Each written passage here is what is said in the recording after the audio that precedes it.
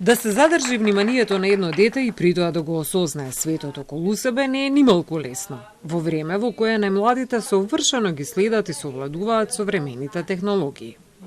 Во која мера македонската литература за деца ги следи светските трендови, будејќи ја љубовта кон читањето. Ке бидете изненадени не само нашето творештво за деца, но воопшто. Значи, македонската литература, мислам дека во последните 10-15 години е некаде на врвот на литературите во Европа. Тоа не го велам. Не е само моје размислување, туку размислување од многу други колеги и во издаваштвото и колеги писатели.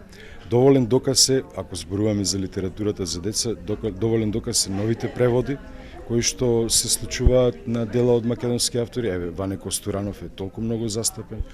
Например, сега ми текне на Билјана Црвенковска, која исто така е застапена во многу земји со преводи и така натаму и така натаму. Така што мислам дека еве токму во ова време на вештачка интелигенција, нашата литература го има тој некој интересен пробив надвор од земјата.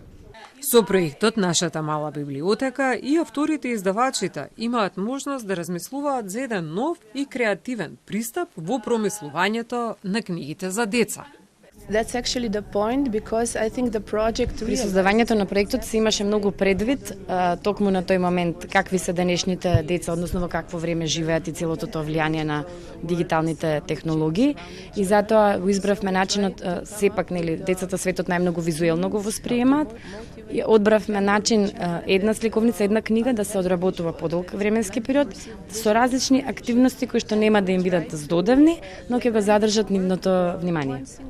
Во рамки на проектот Нашата мала библиотека беа преведени 5 сликовници за деца на македонски јазик. Во исто време, македонскиот автор Ване Костуранов беше преведен во 6 држави.